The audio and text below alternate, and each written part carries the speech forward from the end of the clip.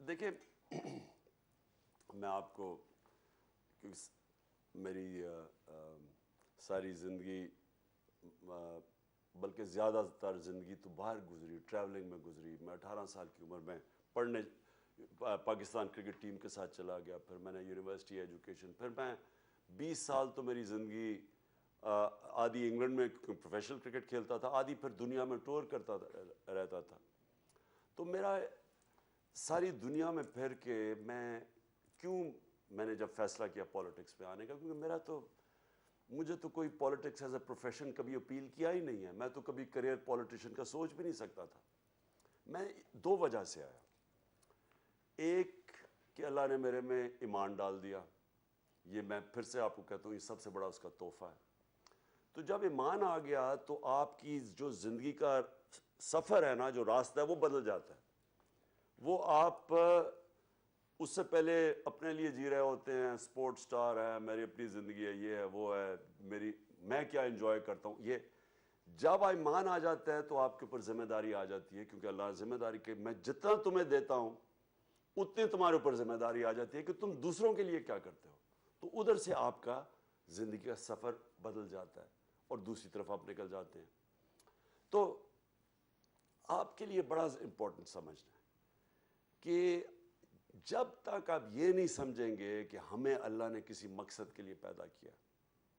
جانور بھی آ کے بچے پیدا کر کے کھا پی کے مار کے چلے جاتے ہیں. تو انسان تو ایک سمجھے کہ اللہ نے اس کو کتنا بڑا ایک ذمہ داری دی ہے اس دنیا میں بھیجنے کے لیے. وہ جب آپ ذمہ داری سمجھ جاتے ہیں، چینج آپ میں تب آنا شروع ہوتا ہے. آپ کی زندگی کا پرپس تب آنا شروع ہو جاتا ہے، آپ کا قبلہ تب درست ہو جاتا ہے. اور یہ یاد رکھنا کہ میں کبھی بھی پالیٹکس میں نہ آتا اگر مجھے پہلے ایمان نہ آیا ہوتا. اس کے بعد جو دوسری چیز ہے، میں جب کرکٹ کھیلتا تھا تو اور ہم نئے نئے آزاد ہوئے تھے، جب میں چھوٹا تھا تو ہمیں آزادی، یعنی میں 5 سال کا تھا جب پاکستان بنا تھا، تو ہمیں تو دیکھا چینج دیکھا نا پاکستان کو. تو ہمارے اندر ذہنی غلامی بہت تھی. اور میں دیکھتا تھا ہمارے لوگ باہر جاتے تھے، انفیریورٹی کمپلیکس تھا، ہرے پاسپورٹ کی عزت نہیں تھی، ہم سارے گھبراتے تھے. تو میں تب سے فیصلہ کیا تھا کہ یہ اس لیے ہے کہ کیونکہ ہم اپنی عزت نہیں کرتے. لوگ آپ کی تب عزت کرتے ہیں جب اپنی عزت کریں. میں نے ریئلائز کیا ہم اپنی عزت ہی نہیں کرتے تھے. میں ایچ ایس این کالج کے لڑکوں کے ساتھ جب ملتا تھا کبھی انگلینڈ کے اندر، تو پہلی چیز ہوتی تھی، اور میں بات کر رہا ہوں آج سے 50 سال پہلے کی، کہ جی ہمیں ادھر لے کے جاؤ جدھر پاکستانی نہیں ہے. پاکستانی ہوتے ہوئے شرم آتی تھی. اور سب سے بڑا کمپلیمنٹ کیا ہوتا تھا، آج میں ادھر تھا تو اس نے مجھے اٹیلین کہہ دیا، تم اٹیلین لگ رہے ہو، تم اسپینش لگ رہے ہو. تو جب آپ کو اپنے آپ سے شرم آئے تو دنیا تو آپ کی عزت نہیں کرنے لگی. تو یہ جو آئیڈینٹی ہے یہ بہت بڑی چیز ہے. آپ جب اپنی شلوار قمیض پہنتے ہیں جو آپ کے 95% لوگ پہنتے ہیں، تو آپ آئیڈینٹیفائی کرتے ہیں اپنی قوم کے ساتھ. جب آپ اپنے آپ کو ان سے ریموو کر دیتے ہیں اور آپ کسی اور کلچر کا غلام بن جاتے ہیں، تو آپ ریئلائز نہیں کرتے کہ صرف اپنے کپڑے ان کے کلچر کے نہیں پہنے، پھر آپ اس کے فیشن کے بھی غلام ہو گئے، پھر ان کے طور طریقوں کے بھی غلام ہو گئے. اور بیسکلی آپ ایکسیپٹ کر جاتے ہیں کہ وہ ہمارے سے سپیریئر ہیں. آپ انفیریئر کے تو نہیں کپڑے پہنیں گے نا، آپ سپیریئر کے پہنیں گے. جو آپ سے بہتر ہے اسی کو فالو کریں گے. یہ کلونیلزم کا، یہ ہمیں ہینگ اپ ہے کلونیلزم کا. تو خوددار قومیں یاد رکھنا وہی اوپر جاتی ہیں. اور علامہ اقبال کی اگر آپ شاعری سمجھ جائیں تو وہ ایک غلام ہندوستان میں لوگوں کو آزادی کی طرف لے کے جا رہے تھے. جی خان صاحب، ایک کوشچن ہے، ایک کیوریس سا کوشچن ہے ارسلان بلوچ کا. وہ پوچھ رہے ہیں کہ جیسے ہی آپ کو گرفتار کرنے پولیس آتی ہے یا کوئی بہت مشکل مومنٹ آتا ہے، تو آپ ہمیں ریلیکس کرنے کے لیے جب انٹرویوز دیتے ہیں یا آپ کی وہ پکچرز ہوتی ہیں جس میں آپ اپنے ڈاگ کو کھانا کھلا رہے ہوتے ہیں یا کچھ، تو وہ ہمیں ریلیکس کرنے کے لیے کرتے ہیں کیونکہ قوم تو بہت ریڈی ہوتی ہے کہ ان پہ پڑ جائے، لیکن آپ یہ ہمیں ایک میسج دینے کے لیے کرتے ہیں کہ پلیز میں ریلیکس ہوں، آپ بھی ریلیکس ہوئیں. تو یہ ایک سوال تھا ارسلان بلوچ کا. دیکھیں ایسا نہیں ہے. دیکھیں کیا ہو جائے گا جیل میں چلے جاؤ، کیا ہوگا؟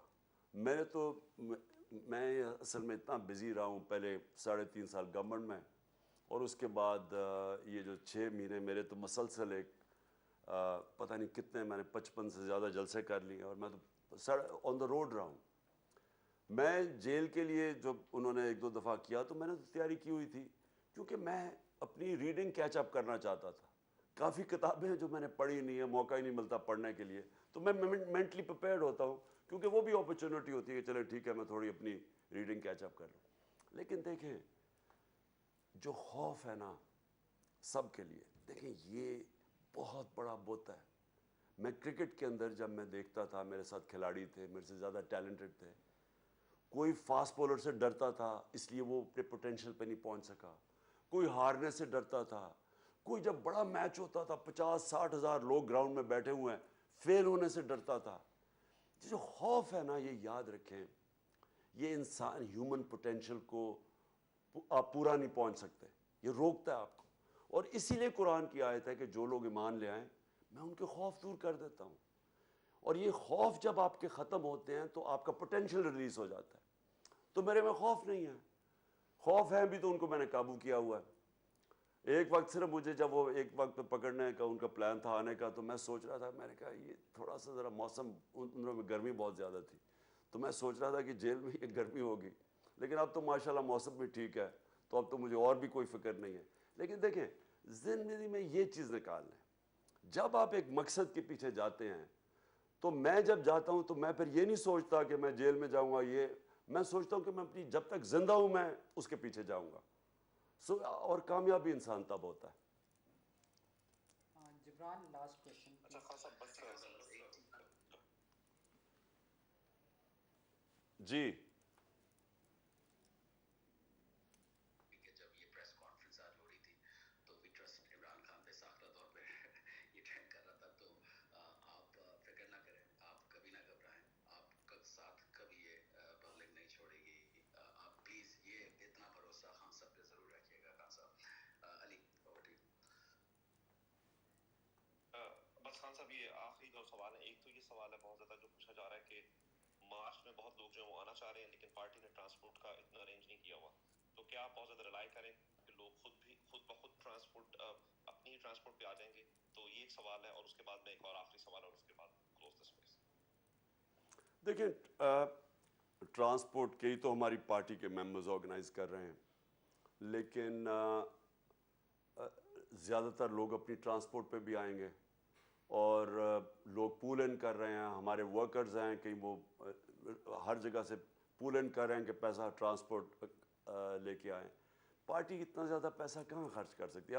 ویسے میں فنڈ ریزنگ کرنے لگا ہوں, میں پیسے اکٹھے کروں گا اس کے لیے بھی اپنا جو مارچ کے لیے, لیکن پھر بھی اتنے زیادہ تو جتنی پبلک آنی ہے اس کے لیے تو ہم پیسے نہیں اکٹھے کر سکتے سب کی ٹرانسپورٹ کے لیے. تو ہم اسیوم کر رہے ہیں کہ ہم اپنے ورکرز کے لیے تو کریں گے تھوڑی, لیکن لوگ بھی اس کے لیے موٹیویٹڈ جو ہوں گے وہ کوشش کریں گے آنے کی.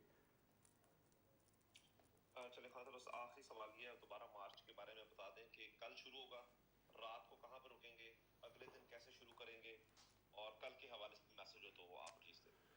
دیکھیں 11 بجے لبرٹی سے شروع ہوگی ہماری مارچ انشاءاللہ, اور وہ زیادہ تر گاڑیاں ہم پیچھے رکھیں گے, زیادہ تر وہ لاہور کے تھرو پیدل نکلیں گے سب, یعنی ہماری جو لوگ ہوں گے وہ سامنے کنٹینر کے ساتھ اور پیچھے پیدل لوگ جا رہے ہوں گے.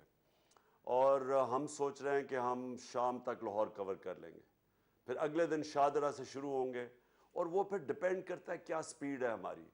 تو جو بھی وہ سپیڈ ہوگی وہ تو خیر سارا وقت کورڈ ہوگی, ہمارا سوشل میڈیا کور کر رہا ہوگا, تو پتہ چلتا جائے گا ہم کدھر پہنچے ہیں. جدھر بھی پہنچیں گے رات ادھر گزاریں گے, اور پھر وہاں سے آرام سے رات کو سو کے پھر اگلے دن پھر نکلیں گے. تو میں اینٹیسپیٹ کر رہا ہوں کہ ہم 7 دنوں میں انشاءاللہ پنڈی پہنچیں گے, یہ ہماری ہے. اور یہ سپیڈ پہ ڈپینڈ کرتا ہے کہ ہم کدھر کدھر رکتے جائیں گے.